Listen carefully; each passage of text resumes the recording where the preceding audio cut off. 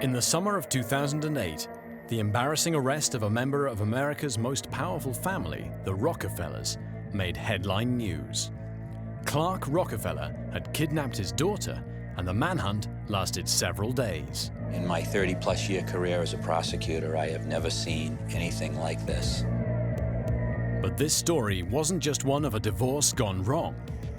The arrest sparked a huge scandal, revealing a web of deception which had lasted over 30 years, coupled with first-degree murder. We don't know who this person is, but he is not Clark Rockefeller.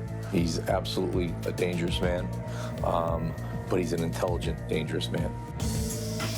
This man had been assuming multiple fake identities for decades, inventing colorful personalities based on great fictional heroes. We used the name Christopher Crowe in Connecticut and New York. He used the name Christopher Chichester in California, but had been known here in New England as Clark Rockefeller. Totally false and bogus name. He's Jay Gatsby. He's the talented Mr. Ripley. He's the greatest imposter of our era. He is somebody who had a very complex mixed personality disorder with sociopathic and narcissistic aspects. To some, he was a sociopath, and to others, a genius at imitation with an overdeveloped intelligence. His close acquaintances speak of his astonishing ability to worm his way into people's lives. He had that, ringing the doorbell or whatever. I mean, he just sort of put himself in my life. The bigger the lies Clark told, the crazier the stories, the more convincing he was. Behind this unsettling gaze hid a German who was passionate about the cinema and fascinated by America. This is the story of a teenager determined to make a colorful life for himself that resembled a Hollywood classic. It's a dark, modern-day tale set in a world of make-believe and false pretenses, in which all the characters are played by the same performer. Try to be someone else, and that's what the American dream is. Traveling across 4 states from east to west, we met the characters involved in this strange scenario. His close friends Walter Kern and Martha Henry, the prosecutor and the private detective in this remarkable investigation, his former neighbors, key witnesses.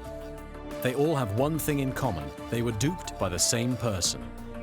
We learn how Christian, a young German boy with a vivid imagination, became Clark, one of the biggest imposters of all time. This is the story they tell. Clark Rockefeller's real name is Christian Gerhartsreiter. He comes from Bergen, a tiny village at the foot of the Bavarian Alps in Germany. He was born on the 21st of February 1961 in a country still scarred by the war, struggling to rebuild itself. Over 20 years later, Walter Kern became his best friend without knowing anything about his real identity. He has since retraced the past and the steps taken by this fake Rockefeller. This town in Germany was a Catholic small town, very rural, very poor. His family had lived there for 500 years and never really traveled much beyond this little village. Frank Gerardo is a journalist and expert on the case. He met the imposter after the trial. Dad was a painter. His mother was a homemaker. But Christian was overprotected by his mom. As a child, Christian grew bored. Feeling lonely in this remote village, he invented an imaginary world for himself. Germany was becoming increasingly Americanized. In his day-to-day life, Yankee culture was everywhere. He grew up in a time when the world was starting to shrink. And post-World War II, having access to American television, American music, American culture, transformed him. He saw America as the land of make-believe, a powerful nation which had won the war and made Germany the weak country. He told me that Germany was a very depressing place, that he grew up fearing that the Russians were going to, come attacking in tanks at any time, I think he saw America as a land of glamour, money and success. Then one day, in 1977, he met some people who changed his life. Whilst he was hitchhiking, he was picked up by an American couple who conjured up a land of 1,000 opportunities. Without further ado, he packed his bags and left his native village, leaving his family behind forever. One of the formal terms for it is dissociation, which is, it's a form of psychological and emotional disconnection and denial of somebody's past. It's as though an entire piece of the personality and past experience is locked away in a compartment, which is never visited again. Aged just 17, his American dream was within his grasp. Berlin was not at all as he imagined it would be. The town was dreary, and his host family far too ordinary.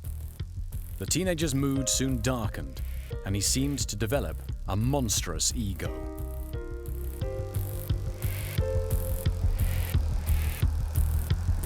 He grew into kind of a monster at the house, according to the son who lived with him at the time. He would start to give the mother orders and complain about the food. This food is not good enough.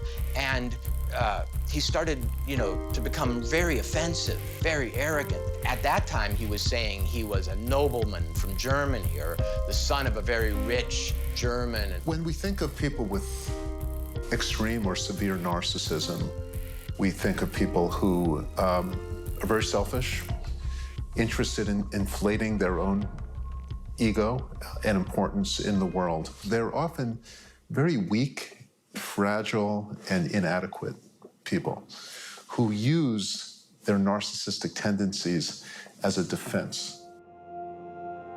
Christian spent his time watching television. On the small screen, this young man discovered another America, the America of popular culture and entertainment. So Friday and Saturday, earlier Wednesday and Thursday. Well, TV was the way into American culture. Certainly in 1978 was through television. And most TV stations then played reruns of all these old comedy shows, sitcoms. And he studied that TV character and learned to talk like an upper-class American. He worked on his accent and learned how to imitate the characters in this TV series. Meanwhile, at the local high school, he observed and copied the behavior of his schoolmates. Gradually, Christian disappeared and became Chris, an eccentric American teenager with multiple personalities. Would notice when they were talking to him that he was practicing different voices and almost practicing different personalities. And people testified that they would talk to him, and in some ways they would see him evolving into a certain character right in front of their eyes. This was the first step on a long journey toward becoming, the person that he would become. After a year in Connecticut, Chris decided to pursue his passion, the world of make-believe and illusion, the cinema. I have a murder on my conscience. I killed him for money and for a woman. Yes, I'm afraid. In 1979, he left Connecticut and enrolled at Milwaukee University in Wisconsin. There, he studied cinema and all the great classics directed by Alfred Hitchcock and Orson Welles. He was fascinated by one genre in particular, film noir. In his mind, he saw himself being a movie star or being a film director or being involved somehow in the creation of culture that he liked. Hey, hold it! There's another movie called The Stranger with Orson Welles, directed by Orson Welles, about a German who comes to Connecticut, just like Clark does, and pretends to be an upper-class American. just like Clark did. You know how I gathered and destroyed every single item in Germany and Poland that might have served as a clue to my identity. Well, I just know inside me that Clark saw that movie and studied it. There was an uncanny resemblance between this fictional story and the destiny of the future imposter. Just like in the film, Chris would stop at nothing to find a way to stay in America. In 1981, he found the solution. He paid student Amy Jersil Dunker to marry him. This fake marriage was his passport to remaining temporarily on American soil and the best way to obtain a green card. If a non-citizen marries a citizen, the government will give them permission to stay. And in colloquial English, that permission is called a green card. And it used to be a green card. You get a green card, you put it in your wallet, and if anybody ever questions your citizenship, you pull your green card. The day after his marriage, Chris left Milwaukee and never saw his wife again. Amy grew somewhat tired of waiting and divorced him 11 years later in 1992. As for Chris, he was off to try his luck. Palm trees, the West Coast, the Californian sunshine.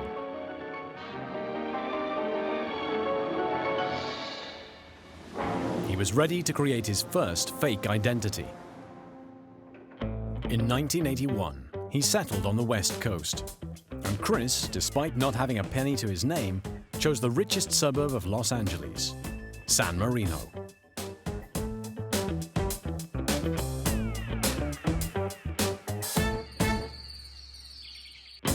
Fabulously wealthy families, sons of people in high places, rich retirees. This neighborhood met all his expectations. San Marino was the sumptuous America of his fantasies. San Marino, of all the communities around Los Angeles, is the most conservative, traditional, aristocratic, and pretentious. And so his first character was born, Christopher Chichester, an English aristocrat. To test out his new identity, he went to visit barber Jan Eldner, a colourful local character who was party to all the neighbourhood gossip.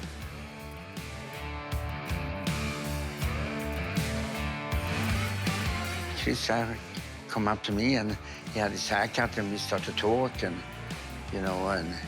he told me about, that he was Christopher Chichester of London, England. Oh, he had a business card and it was really nice, very big printing in gold leaves.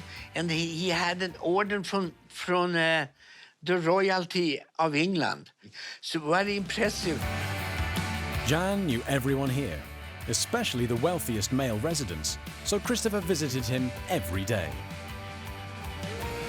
Oh, hi. Here, the coffee was free, and the customers were curious to know more about this new young aristocrat who had just moved to town. And then he sit down over there and read the paper and drink my coffee, and my next customer come in and he quickly start to make a conversation with him, asking what kind of business he was in, and he might said he was a doctor, MD, orthopedic, and Christopher Chichester, he for sure, he must have read a lot because he could talk about medical. If there was orthopedic, he could talk about the new technique to do surgery and all that. So the doctor for sure was fascinated that this young man knew so much.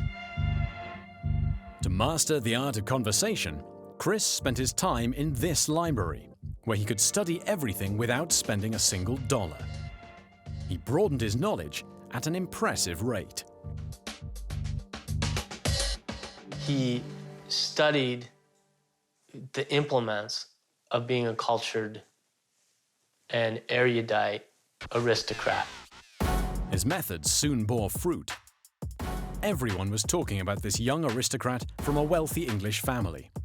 He was making a name for himself both here at the Rotary Club, amongst the men of the neighborhood, and then at church, where he met their wives.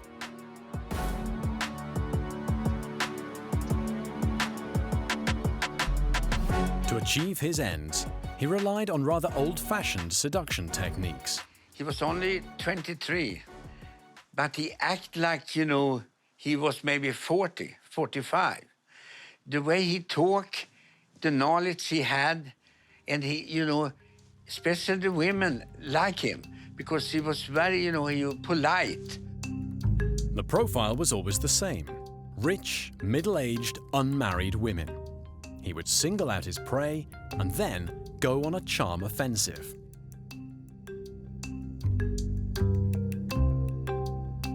Christian was very good at finding lonely people who felt unappreciated and giving them lots of attention, you know, and that's how it always worked with him, you know. He'd look at people who maybe felt bad about themselves and he'd make them feel wonderful. For 3 years, nobody really knew where the fake aristocrat lived. But one thing was certain: his powers of seduction were what sustained him. He had one conquest after another: gullible women who always picked up the tab in restaurants, some even lending him money. Then one day he met the woman who would enable him to set himself up for good. Her name was Didi Sohus. She was in bad health and she lived alone in this huge mansion. Clark, after living in several different places near San Marino and Pasadena, met a woman named Didi Sohus, who was an older woman who liked to smoke and drink, and she was not in good health, and she had a big old house where she lived alone. And in back of the house was a guest house, a smaller little house. And he moved into that small house. In 1984, aged 23, he drew his first salary by becoming her carer. He made himself indispensable to Didi Sohus, helping himself to her bank account. He now had the time and the money to spend on his dream of getting to Hollywood. He started with UCLA, the University of California, Los Angeles. He wangled his way onto the best cinema course there, passing himself off as a producer of a major television channel. One day, Steven Spielberg came to present a workshop to students, so he tried his luck. He go up to Spielberg and said, "I'm Christopher Chichester from London, England, from BBC. I'm a producer." "Oh, very impressive. Nice to meet you. I always wanted to meet you, Mr. Spielberg." Few weeks later, they have the big Oscar celebration. Christopher Chichester get the telephone number to Spielberg's office. And I wonder if Mr. Spielberg can have any ticket to the Oscars. Thanks to his fake identity as a producer, he had no trouble getting tickets to the Oscars. If you wanted to rub shoulders with the Hollywood elite, you just needed to look and act the part. And young Christopher was not afraid to do either. The world of cinema was opening up to him and everything seemed to be going as planned. However, the arrival in 1985 of John Sohus, Didi's son, soon put paid to Christopher's plans. Didi Sohus, the mother, had an adopted son who was about in his mid-20s, a little older than Clark, who got married to a woman named Linda. One day he saw up and knocked at the door, and that is Christopher Chichester. So the son said, "Who are you?" These people move in, and Christopher, he don't like that, because now he thinking, "Now the son is here, and if the mother die, I don't get the house and the money, then the son take it. What should I do?" He talked to himself, "What should I do?" Once again, Christopher's life took a direction uncannily like that in one of his favorite films by Alfred Hitchcock, Rope. He's got it. He knows. He knows. All right, he knows. Easy, I'll take care of you. In the film, two friends carry out the perfect crime by killing one of their classmates. And Philip Morgan. Christopher was determined to get shot of his rival too. Christopher took a baseball bat or a piece of wood and hit the little guy right in the head. Split the head open. He disposed of John Sohus's body by burying it in the garden, but he didn't stop there. After the murder, he went further, inspired by a scene from Rope. In the movie, the murderers take their victim and put him inside a chest. They put a tablecloth over the chest and they serve dinner at a party to all these people who don't know that there's a body inside the chest. After Clark murdered John Sohus, cut him up into pieces and buried him in the ground, he held a party right on top of his grave. I'm sure he felt an incredible sense of power and superiority and sort of evil joy in having a secret. To cover his tracks, he made out that the couple had left town. He spread the rumor before disappearing himself 1 month later. Dee Dee was very old, remember, and probably going to die in a couple of years or very soon. He convinced her that, you know, her kids had just run away from her, had left her, had abandoned her. And he put himself in the role of her new son and convinced her to give money. John Sohus's wife, Linda, also disappeared. Some say she was killed at the same time as her husband, but her body was never found. Others think she must have fled with Christopher. One thing is certain, she was never seen again. As for Christopher, he never returned to California. From now on, he would fulfill his passion for the cinema in real life, assuming multiple fictional roles. He flew to the East Coast, resolved to settle in America's center of power and wealth. New York. In 1987, Christian was 26. He was discovering this city, which he had only previously seen in films. The bridges, the skyscrapers, the hustle and bustle, all these different lives and occupations. On his arrival in Manhattan, he could be whoever he chose to be. This was the 80s, a decade which saw the values of hard work and personal merit gradually being replaced by easy money and flashy signs of success. If you wear the right clothes and you speak with the right accent and you have the right possessions, the right paintings on the wall, the right antiques in your living room, no one knows the difference. It is, you know, there's an old saying, the clothes make the man. Chris capitalized on this era of pretense and melted into the background.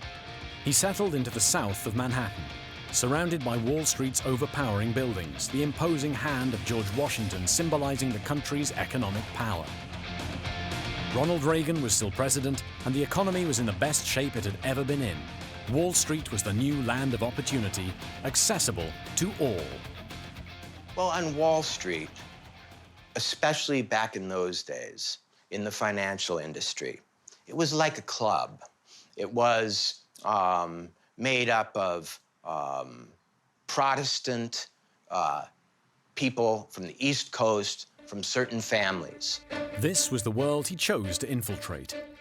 He rubbed shoulders with filthy rich boys from good families. He observed them, imitated them, and studied the details. His new identity would be Christopher Crowe, a former film producer with millionaire credentials, eminently qualified to play the stock market. There was evidence that on 2 different occasions he was acting as a stockbroker, one time with the New York Stock Exchange, and using yet another different name. In real life, he knew nothing about this stuff. You know, he'd never gone to college, he'd never studied business or finance.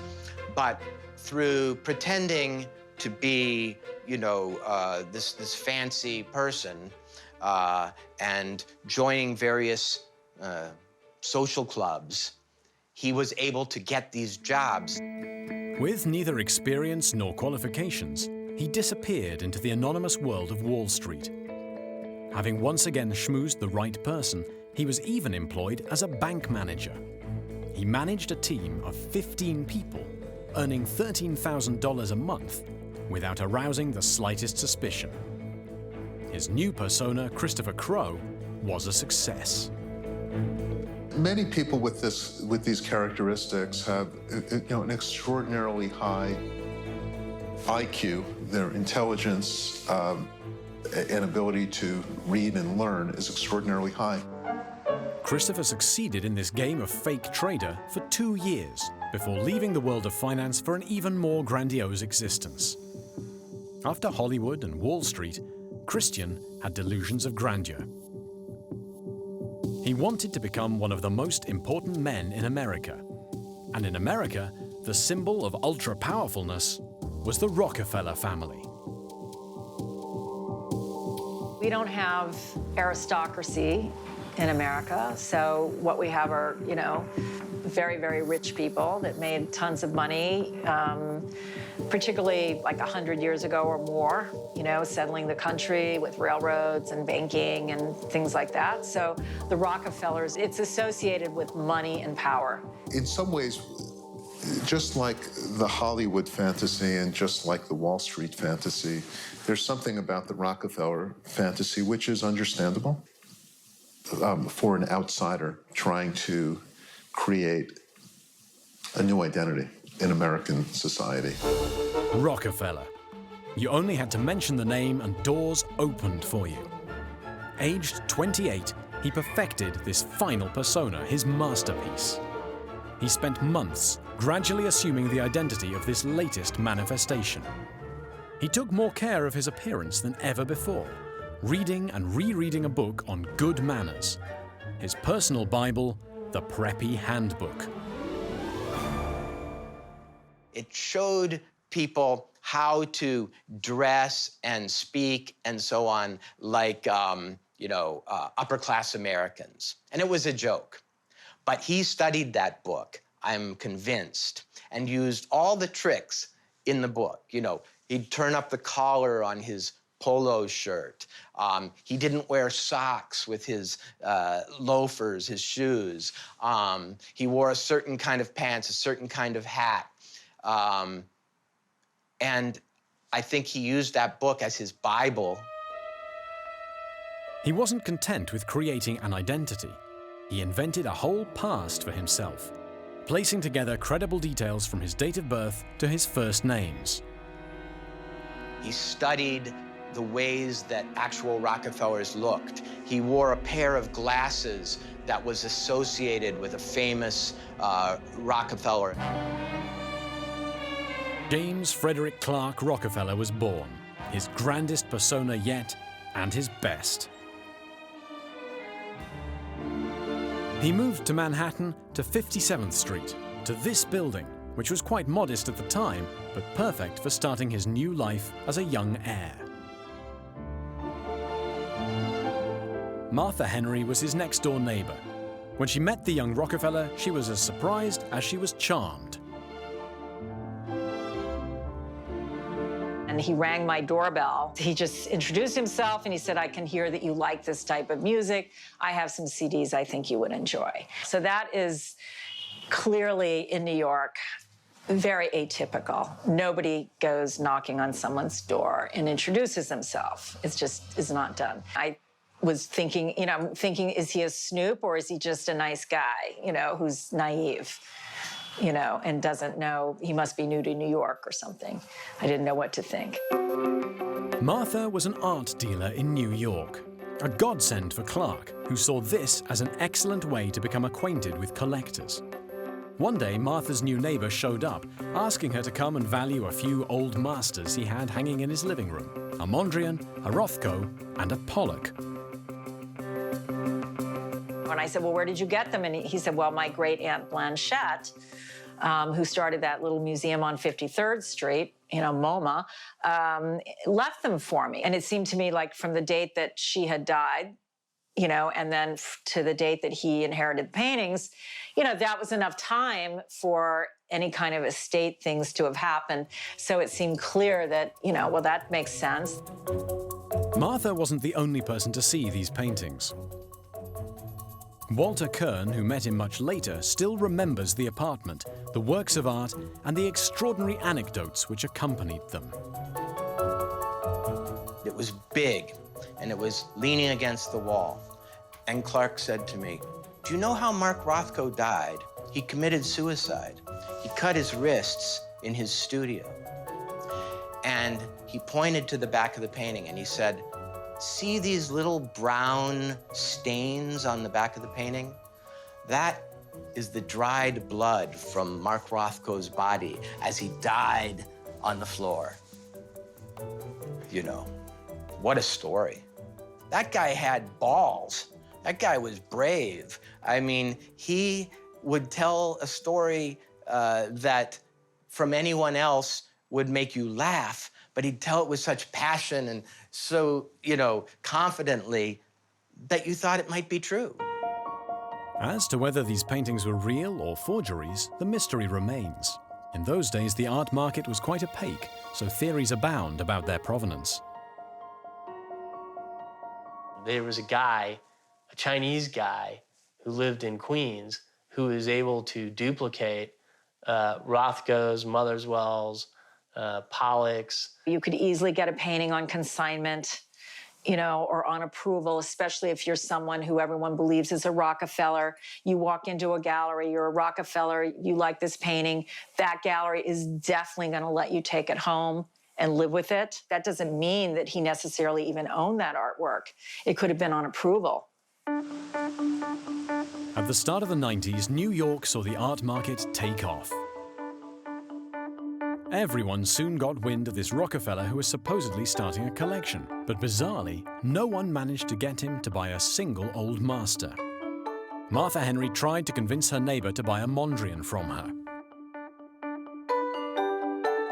And we look at the painting, and he says to me that, "Well, I can't possibly buy this painting." And I'm like, "Well, why not?" And he says, "Because it's green." And I'm like, "What are you talking about, Clark? The color is blue." The color was turquoise. And so then he says to me that, "Oh, well, Mondrian would never have painted with green. I mean, this guy is like nuts." So I did not make the sale. In reality, Clark didn't have enough money. He was just playing along to fuel the rumors around him. Like in San Marino in California, he was once again seeking a woman who could offer him the wealthy life of a real Rockefeller. One evening, at the home of friends, he met Sandra Boss, a young woman newly graduated from Harvard and heading for a big career in finance. Sandra had a sister, and he was dating her sister. And then he switched over to her, Sandra. I think the idea was he could find out what the other sister liked and who she was and how she thought. And then when he came to her, it was as though he really knew her. You know, they were soulmates for eternity. His charm offensive worked. In 1993, at the age of 32, Clark asked his new girlfriend to marry him. He didn't have any ID in his new name, so he found a way round it and got married in Nantucket at a Quaker ceremony. Quakerism is a religious movement with scant regard for administrative formalities, and they were pronounced man and wife without a priest or any close family present.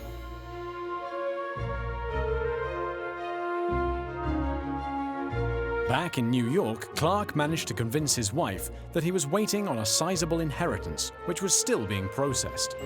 Meanwhile, he merrily dipped into Sandra's bank account. Luckily, her career had taken off. She was, as I mentioned, a very successful businesswoman, working for an international company, making a lot of money. Sandy, at that time, was making more than $1 million a year. The couple moved to an apartment a stone's throw from Central Park. Clark was now living like a true Rockefeller. He could buy whatever works of art he chose to. He was a kept man. He didn't drive, he never picked up the tab, and he never had any money on him. And yet, none of that aroused any suspicion amongst Sandra's family and friends. You know, the thing is, you can go to a private club in New York, or even like a hotel like the Carlyle, which celebrities frequent because they're discreet. The staff is discreet. So you can be Clark Rockefeller in the club, and you can have David Rockefeller sitting across the room, and no waiter is going to say, Mr. Rockefeller, your cousin or your uncle is sitting across the room. He had a table next to a window, way up high above the other buildings. And after we finished eating, he pointed out the window and he said, you know, that's my family's place, Rockefeller Center. And he said, would you like to go down there and take a tour of it with me tonight? I have a key here in my pocket. And I thought, how could there be one key to this ensemble of buildings? I never saw the key, but he was like a magician. By patting his pocket, he made my mind imagine the key. You know, he was really an illusionist. This life of luxury in fashionable New York lasted 5 years, but Clark grew bored. Still inspired by his Bible, the preppy handbook, he decided to buy a cottage. It was as if he wanted to add the finishing touches to his rich and stylish WASP persona. In 1998, aged 37, he changed his life once again and convinced his wife to move to a town a 2-hour drive from New York in New Hampshire.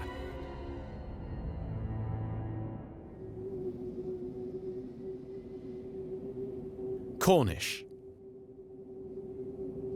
Wide open spaces, snow-covered landscapes, and an eerie silence.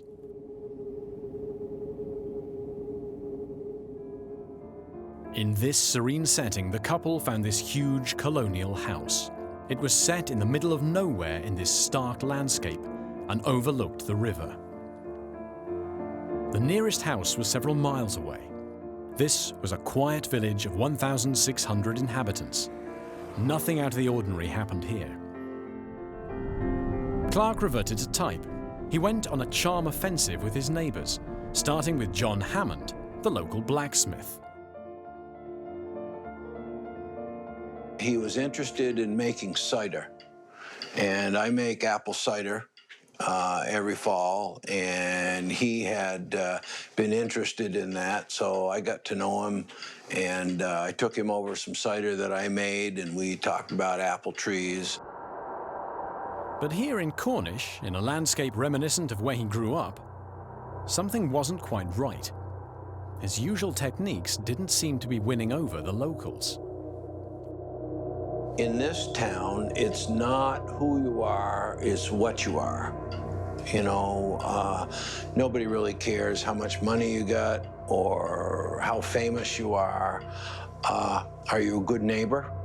Are you pleasant to be around? Do you participate in the community? Clark tried to fit in, but his behavior set him apart. For example, at a village council meeting, he offered to pay for works amounting to over $100,000, but he set conditions. Clark stood up and said, I would be willing to write a check to pay for this police department addition if the town will sell the church to me for $1. Well, that's not something that most people do around here. He wanted things done in a certain way, and if they weren't, he would be upset. His fit of rage betrayed his first signs of weakness. In this village, in the middle of nowhere, and for the first time in 30 years, he lost control of the situation. We might hypothesize in the situation with Cornish that it was similar in being a small town. Many times, the grandiose fantasy is pierced and eventually destroyed, and it can fall apart like a house of cards. The neighbors noticed the new arrival behaving in ever stranger ways. One day, he developed a strong obsession with security. He bought a couple vehicles that were security vehicles. They kind of looked like police cars, only they weren't. and parked them in a driveway below his house and put a mannequin in them. Busy with work, Sandra Boss spent most of her time in nearby Boston. As for Clark, he spent entire weeks alone in this massive house. He became very suspicious and paranoid. When Walter Kern paid him a visit in 2000, he found a house in a state of neglect that resembled a bunker in which Clark was living the life of a recluse. And it was a very peculiar house. It was an old mansion, big old house, and it was in terrible disrepair. It was under construction. There were no windows. And this house in Cornish, it was like a haunted house, a house in a ghost story. It was very dark. It was very cold. There wasn't really much furniture. He just never finished one project. He just kept jumping around. People with personality disorders of this kind are vulnerable to an eventual psychological or emotional breakdown. On the 23rd of May 2001, his world of make-believe was shaken by a major event. At the age of 40, he became a dad. His daughter's name was Ray, and he gave her the nickname Snook, and she became what he held most dear in the world. He really did care for his daughter. He really loved his daughter and was very protective of her, spent a lot of time with her. I think that was his witness. It's probably the first time in his life that he actually loved somebody. For 5 years, Clark practically brought up his daughter on his own.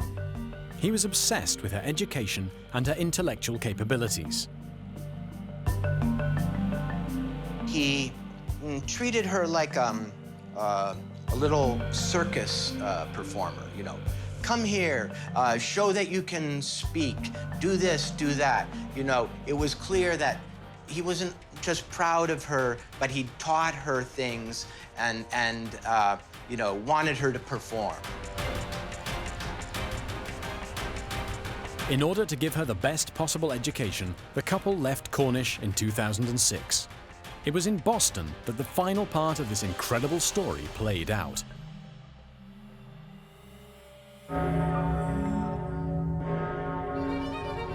The city, one of the oldest in the country, is full of traces from colonial times, making it a somewhat conservative environment.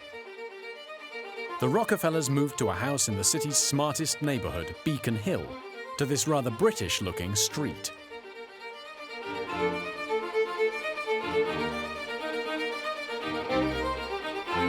Clark lived here as a stay-at-home dad and became increasingly demanding about his daughter's education. Everything seemed fine from the outside, but in reality, the couple were floundering. After 10 years of marriage, the first suspicions were aroused in Sandra.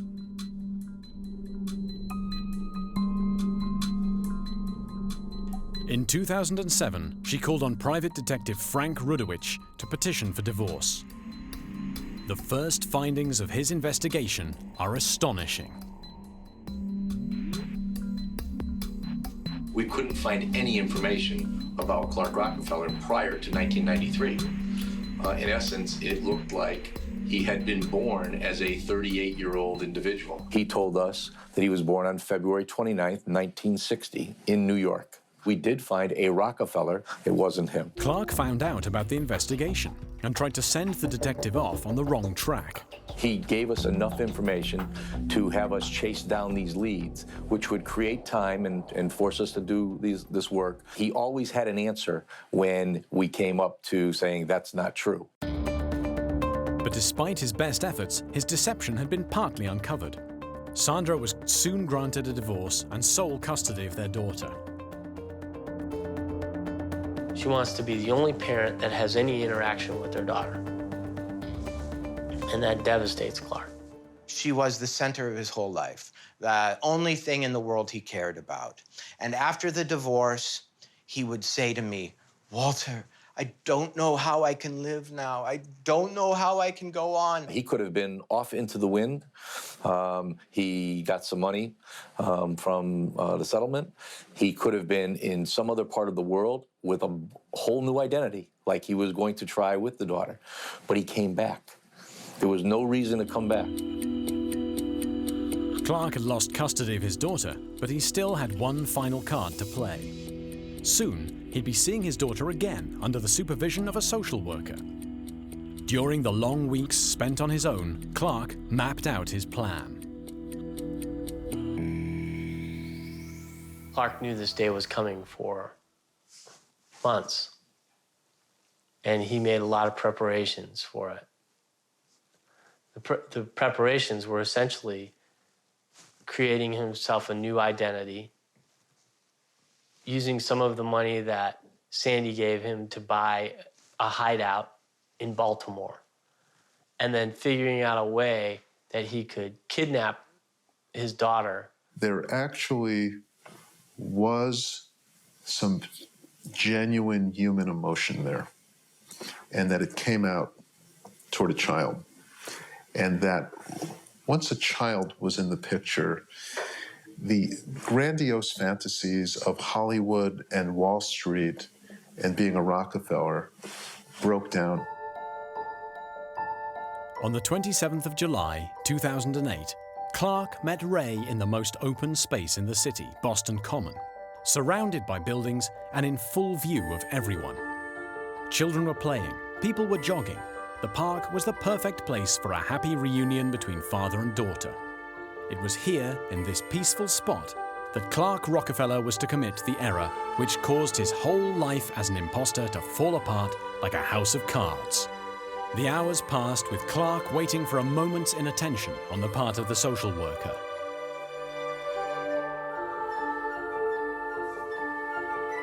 But when that moment came, he was quick to act. He knocked the social worker to the ground, pushed him hard. The social worker fell down to the ground. He snatched up Ray and tossed her into a vehicle that he had waiting there. A first car, then a second. A few hours later, he reached New York, then the city of Baltimore. There, an apartment and a boat were waiting for him under his new name, Chip Smith. For several days, he kept his daughter here. Back in Boston, prosecutor Daniel Conley and the FBI were on full alert. Ray, his little daughter, was our #1 priority. We were worried that he might harm the child. I mean, he had had a bitter divorce with his ex-wife. She was afraid of him. And he had been, I think, somewhat, capable, we felt, of violence. Photos were circulated. And just as the authorities seemed to have lost all trace of him, a witness came forward, claiming to have seen the fake Rockefeller.